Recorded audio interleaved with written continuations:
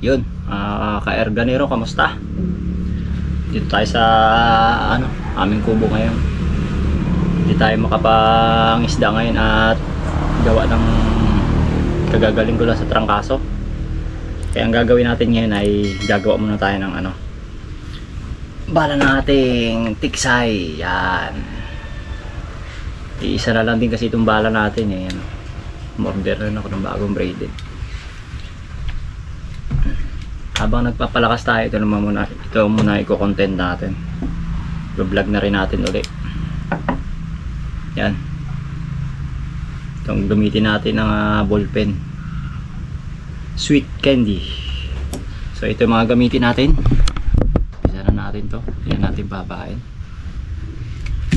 Siyempre barena, grinder, yung panukat natin at panghulma sa ballpen, yung sukat ng ating barrel, siyempre plies, yung rayos na oversize, yan, saka yung ballpen, sweet ballpen, sweet candy. Wala yung dating ginagamit natin na domes, wala dun sa binibilang ko, kaya umorder na lang ako. Yan, meron tayong vice grip din in case na kailangan. Siyempre liha yan.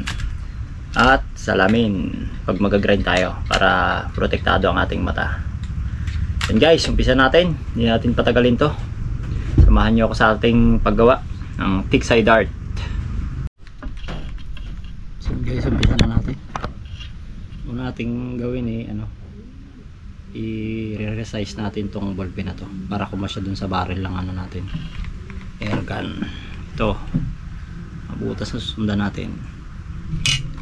Yan, bala natin sa barena.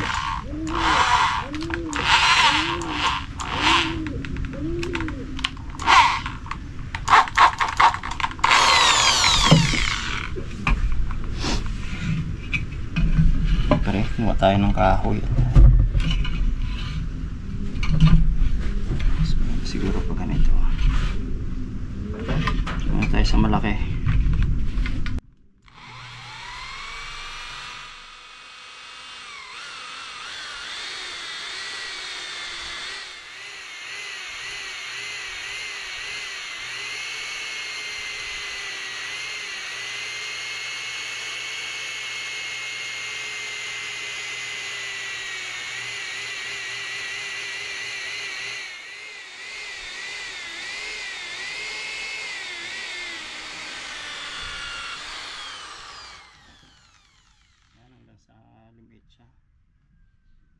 Paliit.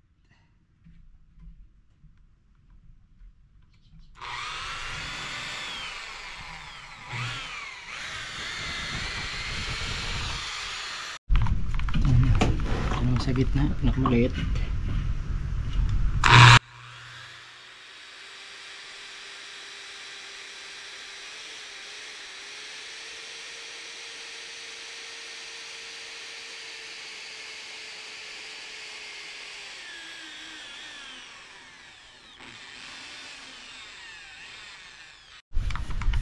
So yun guys, napaliit na natin.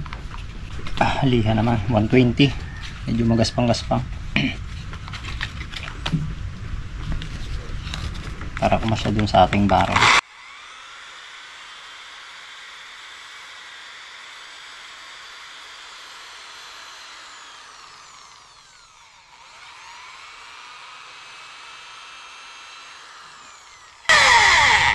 Dahan-dahanin lang natin yung guys hanggang sa kumasya. Pangit din yung masyadong maluwag. Ganda sakto lang. Kaya utay-utay natin siyang papaliitin. Liha, sukat. Yan. Sukat dun sa barrel.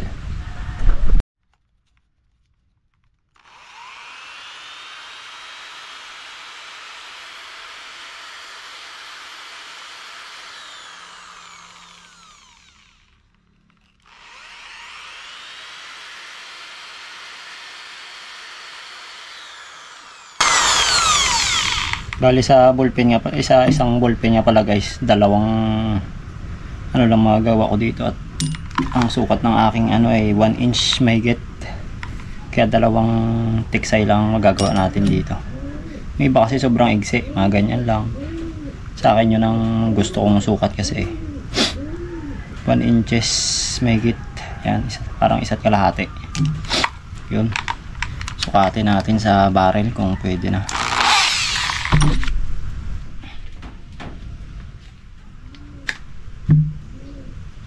Oh, masikip ba?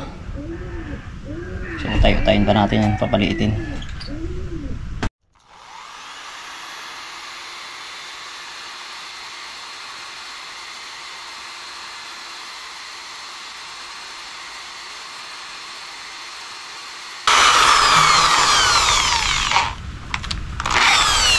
Yun, sukatin natin kung pwede na. Nakakasya na ba? Yun, smooth na smooth. Sakto-sakto. Yun, ayos na yung plastic natin. Ikakat na lang natin to sa dalawa mamaya. Bago butasan natin dito, palaki lang natin yung butas dito konti. Yan. So yun guys, ang sunod na naman natin gagawin yung ano, narayos natin. Papatulisin na natin siya. Yan, yung ulo-ulo na yan, patulisin na natin, grind na natin. Yun, let's go.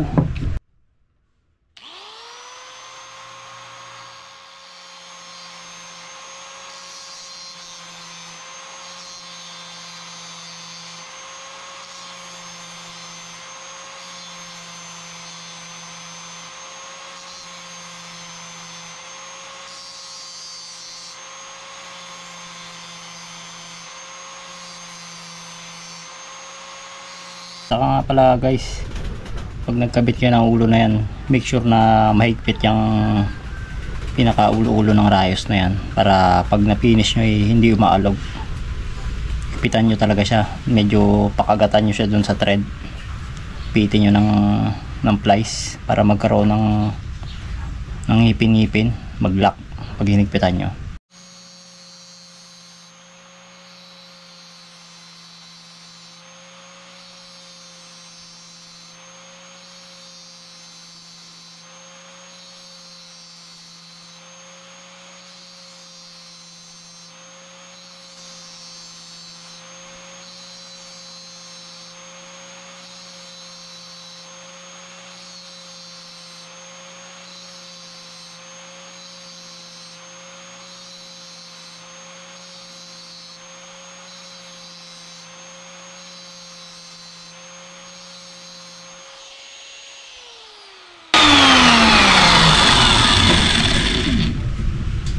Sukatin natin sa barrel guys. Papasok na. Medyo masikip pa. Ting bawas pa to.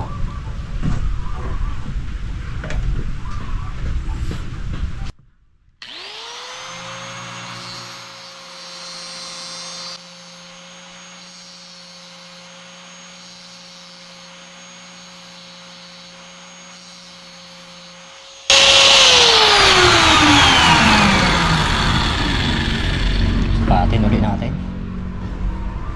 Papasok na.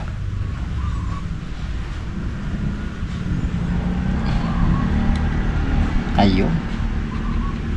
Kanya medyo ano, may play konti yung dulo. Para hindi naman ipit na ipit yung braided. Yan, okay na to. Gawa na natin naman siya ngayon ng ano dito, gatla. Para sa paglalagyan ng plastic. So yun. Yun guys, putulin natin yung sukat, yung haba nya. Ganito lang kahabang ano natin. 4 inches. Yan. Putulin natin dito.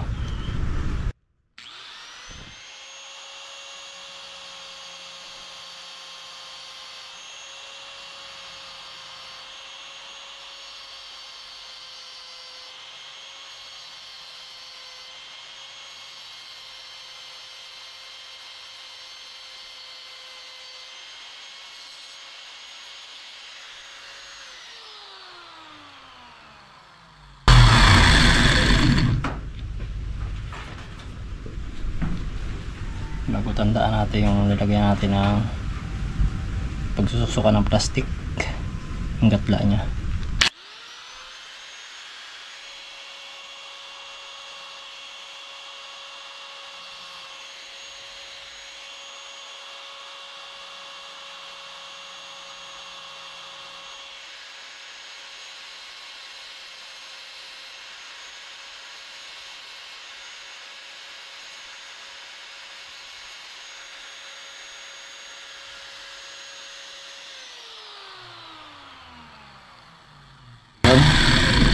Babawasan na natin yun to para mapaliit yung lalagyan natin ng plastic. So yun, gatla na natin to.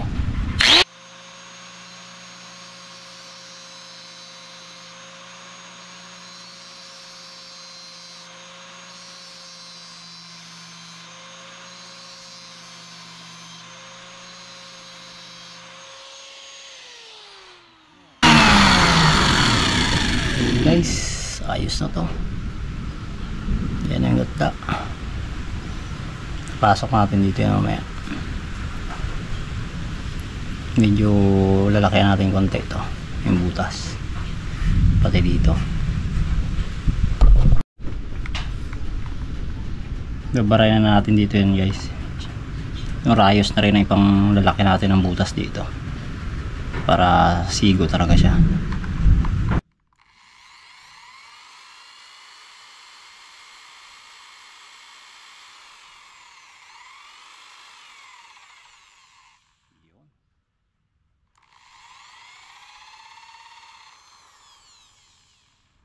Luluagan lang natin kasi ilalak natin na braided dyan eh.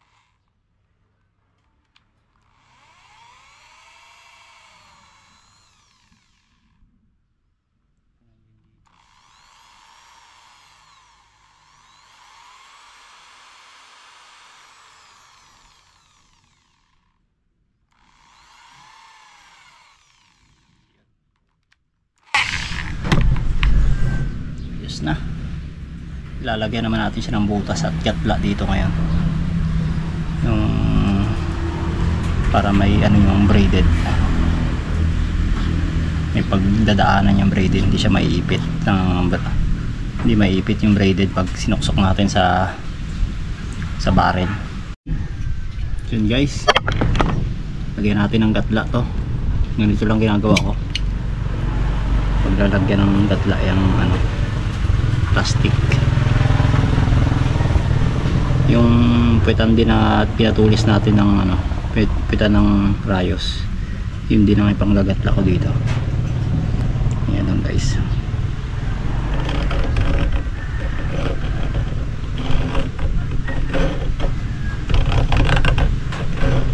Sarapan lang na lalim, hindi man sobrang ano, baka tumagos na sa loob. Para may daan lang yung braided. Iwas ipit, iwas gasgas. Yan.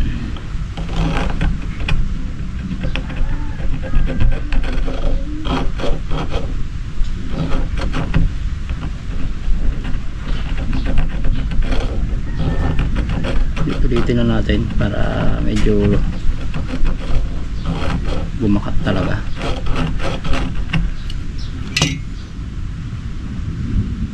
So yun, meron na. Ewan ko kung nakikita. Ulit-ulitin na lang natin ng ganyan. Yan.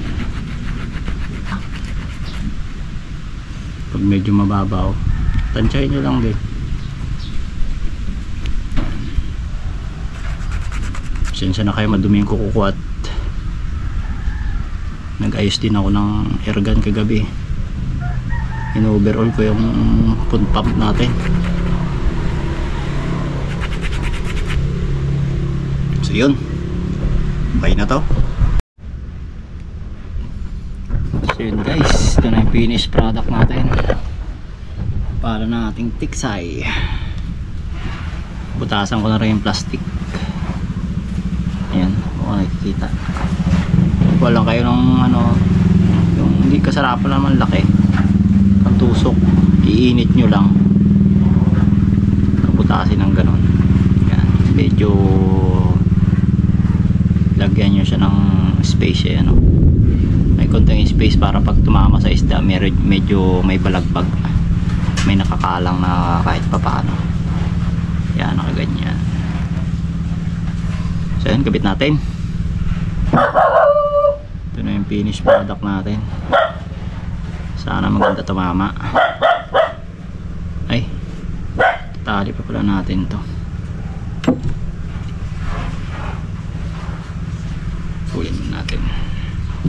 Pinasok ko na at medyo matagal ipasok talaga itong braided sa ganitong style, kasi yung ano ko, gawa ko nakakapit sa bakal yung ano, braided, hindi sa plastic lang, sa bakal. Ay, bull natin.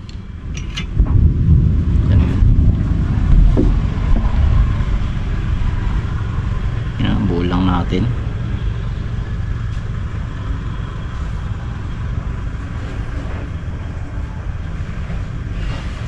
Dalawang beses.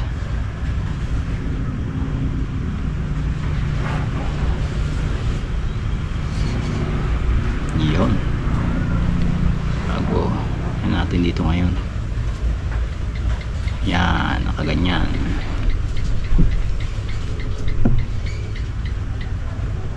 Then bubul pa ulit natin isa ng ganun.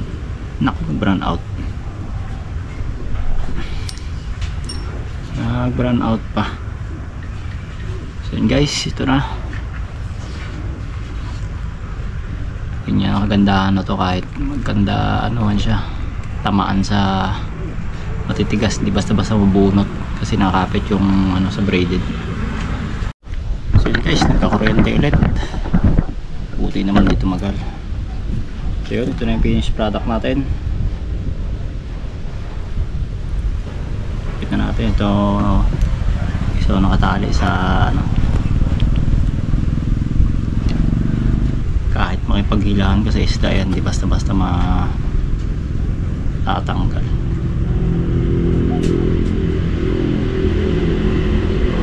So yun, sana maganda tumama. Tuli na lang natin yung mga sobra-sobra na yan. Ito na guys.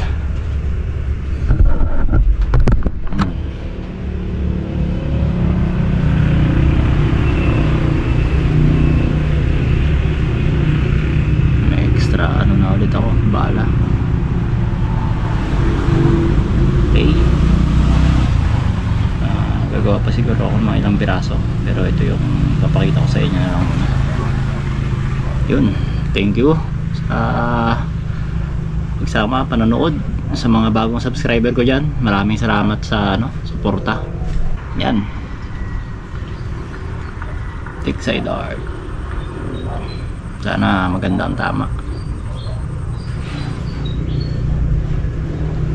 Yun, maraming salamat po sa inyong panonood. At kung bago ka pala sa channel ko, sakaling mapadaan ka, ay huwag mo naman kalimutang mag-subscribe, like and share. Yan, thank you. Maraming salamat nga pala sa ano, mga bagong subscriber ko dyan. Hindi ko na kayo isa-isahin, lalo sa mga silent viewers natin dyan. Thank you. Maraming salamat sa inyong suporta. God bless you all po, at see you sa ano, next vlog. Maraming salamat. God bless. Bye bye.